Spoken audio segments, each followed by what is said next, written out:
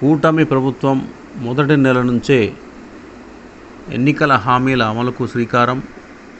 మేనిఫెస్టోలో హామీ ఇచ్చినట్లు పింఛను పెంపు తొలి నెల నుంచే అమలు. జూలై 1న రాష్ట్ర వ్యాప్తంగా 65.31 లక్షల మందికి పింఛన్ల పంపిణీ. స్వయంగా పింఛన్ల పంపిణీ కార్యక్రమంలో పాల్గొననున్న ముఖ్యమంత్రి చంద్రబాబు. మంగళగిరి నియోజకవర్గంలోని పెనుమాకలో లబ్ధిదారులకు పింఛన్లు ఇవ్వనున్న సీఎం. మొత్తం 28 విభాగాలకు చెందిన లబ్ధిదారులకు పెంచిన పింఛను అందజేయనున్నారు. పింఛను పెంచడంతో పాటు గడిచిన 3 నెలలకు కూడా పింఛను పెంపును వర్తింపచేసిన సీఎం.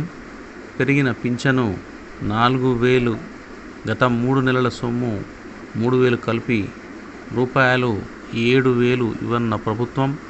వృద్ధులు, వితంతువులు, ఒంటరి మహిళలు, చేనేత, కల్లుగీత కార్మికులు, మత్స్యకారులు, కళాకారులు, డప్పు కళాకారులు, ట్రాన్స్జెండర్స్ వంటి వారికి ఇకపై 4,000 రూపాయల పింఛను ఇవ్వనున్నారు. దివ్యాంగులకు 3,000 నుంచి ఒకేసారి 6,000 రూపాయలు చేసిన కూటమి ప్రభుత్వం. తీవ్ర అనారోగ్యంతో ఉండేవారికి ఇచ్చే పింఛను 5,000 నుంచి 15,000 చేస్తూ ప్రభుత్వం నిర్ణయం. ఈ విభాగంలో పింఛను పొందే వారి సంఖ్య 24,318 మందికి ఇవ్వనున్నారు. పింఛన్ల పెంపు వల్ల ప్రభుత్వంపై నెలకు 819 కోట్లు అదనపు ఖర్చు కానుంది.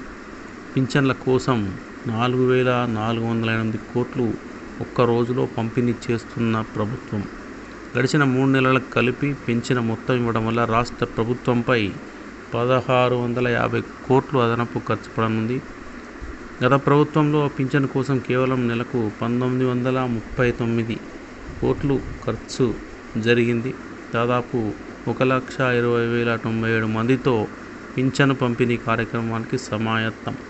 ఏడాదికి ఇకపై పింఛన్ల కోసం రూపాయలు 34,000 కోట్లు ఖర్చు చేయనున్న చంద్రబాబు ప్రభుత్వం.